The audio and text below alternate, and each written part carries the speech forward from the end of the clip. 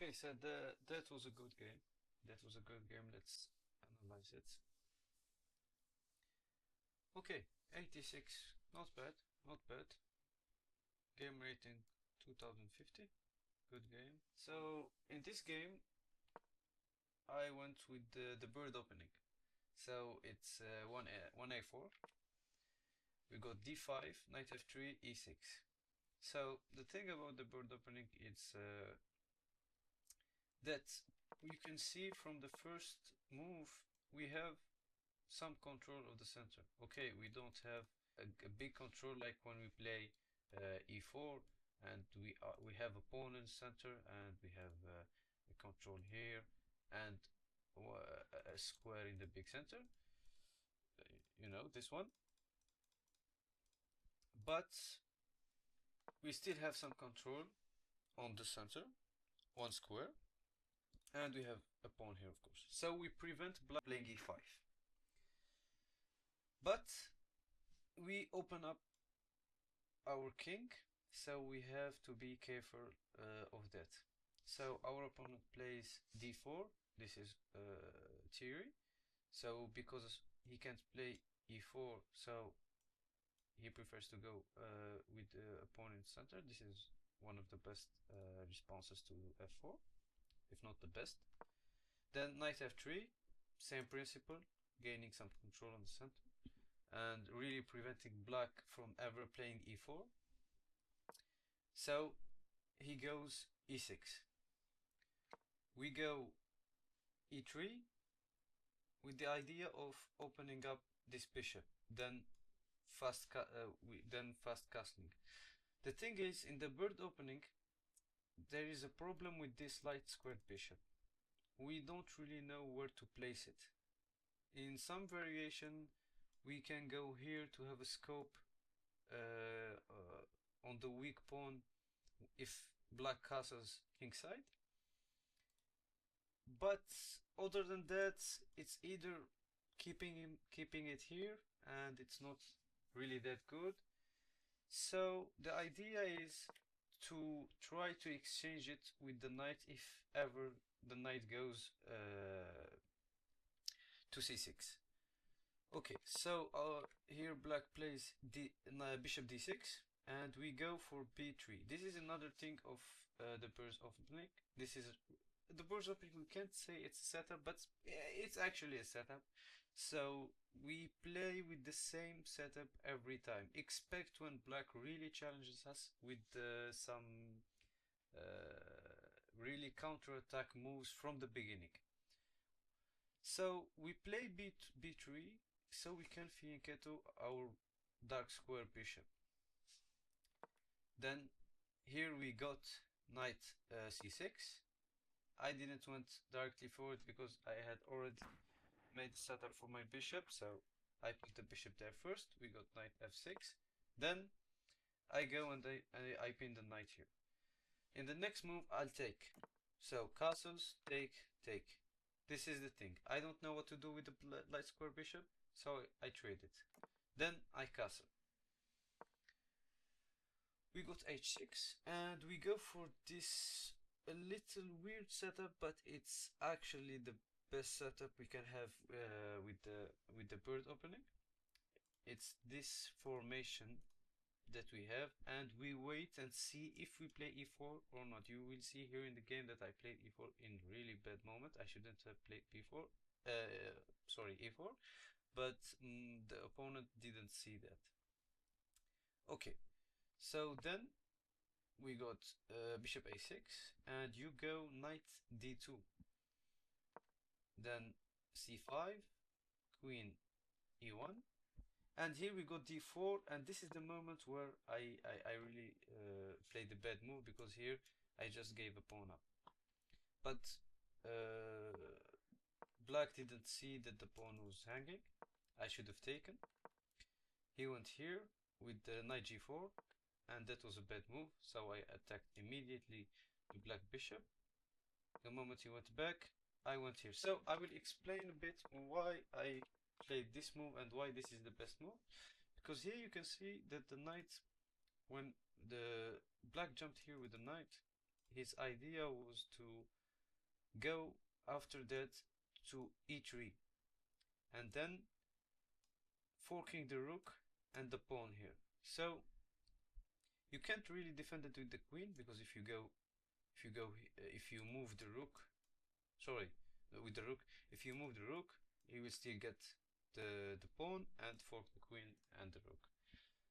And if you go here to, let's say, try to defend the pawn, well, this just forks the queen and the rook. Okay, you can maybe go here, but it's a lot, it's too passive. So you go knight to c4, and the idea is that, okay, it's not a big deal. You go knight to c4 first because you prevent the knight from going here. If he plays knight e3, well, we'll exchange and win a pawn. So he takes with the bishop, takes back, b takes c4. But the idea behind we move the knight not just to have a defense on that square with the knight, but also so when the opponent jumps on that square, we can defend the rook and the pawn by moving the rook up and having an eye on the pawn. So opponent tries to skewer the rook and the queen. We defend it easily by playing g3. Bishop goes back to e7. Then we start immediately attacking the knight, because the knight is in a bit dangerous square. It's a really good outpost here.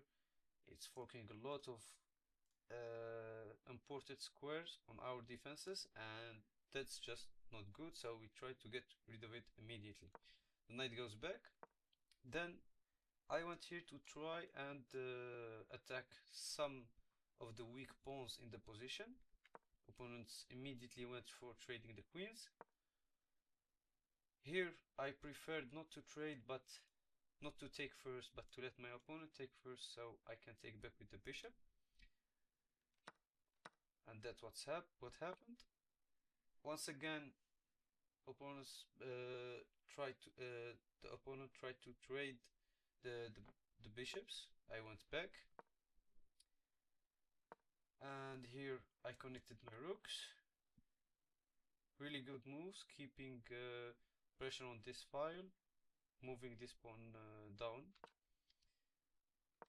And after a3, bishop a5, once more trying to trade the bishops, and once more I didn't want to take first, let my opponent take. This is always a good tip, because there is a saying in chess, it's a mistake to take, because, well, when you take, when your opponent propose an exchange, he definitely have a plan behind that, you know. So here my opponent, for example, if I took, it would have been not a really good move. Okay, the computer says it's best move, but in principle he could have maybe gone here, then after trying to go here, he can like double his pawns. Just an idea. If, okay, here the file is closed, really close, but in another circumstance it would have been the case. So just to play fast, I went here, letting my opponent take, then I take back with the knight, gaining a move, gaining a tempo. So takes. Now the knight is on d2. Once again the knight went back to that really good square, hitting the pawn, so I defended with the rook. Once again, my opponent really loves to exchange pieces, and I really hate to take first, as you can see through all the game. So I went rook b1, takes, and now we have always an eye on the pawn. This is one move threat, so it was not that good. I just went here to the 7th rank. This is also a good tip. The rooks are very effective on the 7th rank. You know, they can give checks, then maneuver to attack weak pawns from behind. So, okay, here it says that it's a mistake, but I found that it was pretty good move, you know, because defends this pawn and this pawn. but I found the best move. It was involving my older pieces. You know, sometimes you must, not sometimes, but you must not have a tunnel vision in chess. Sometimes you attack with one piece and you keep attacking, making checks, checks, checks, checks, and looking for attacks, but one piece can't do everything in the game. You need really to look for resources and look for all your pieces and pawns, and in the end game also your king, and involving them on the game so you can really take the most of your pieces. So here we went knight e4. Opponents went back to that really good square. Here there is something that I like to call danger levels. My opponent attacked the pawn and I attacked the pawn. Okay, everything is good. But the thing is that me, after I take the pawn, I threaten to take the rook. My opponent threatened to take another pawn. So this is more dangerous than this. So I went for this. And this was a blunder. This is the tunnel vision that I was talking about. Here my opponent just thought, okay, I attack the pawn, he takes my pawn, I take his pawn. He didn't see that after that I took his pawn, I was hitting his rook. So he blundered the game here. I was winning, but not like this. Here I'm really winning. Then he took that pawn and he went for, let's say, a last chance. The only card that he could have played is pushing that a4 pawn here down the board to make it win. So I went to the check, threatening this pawn. He went to defend it with the king. Good move. I attacked the other pawn. Here my opponent made some room to the pawn so he can move down. I attacked the pawn immediately with the plan that to bring my rook after that, because here if I took, okay, I would have still caught up on the pawn, but I don't like to take risks. I don't like to take risks, especially when I'm winning and I have like 6 minutes. So why take risk if I know that I can win the game? So I went here, attacking the pawn, and then sliding my rook to the a file, a8, and attacking the pawn. Here my opponent was defending the pawn with the knight. So I went here and I took the free pawn that he gave me. And we got, so here we got knight takes e6, f takes e6, and I played the move knight takes d4. The idea here is I wanted for my opponent to take the knight, then I eliminate this pawn for good, and we have a rook against a knight, and it's a winning position. But my opponent blundered again and gave me a free knight. So I took it, of course, and here my opponent resigned the game, and I have won, and now we are at 1461. We are advancing a bit, and yeah, so that was the analysis of this game. I hope you enjoyed it and you learned something from it. It was a pretty good game.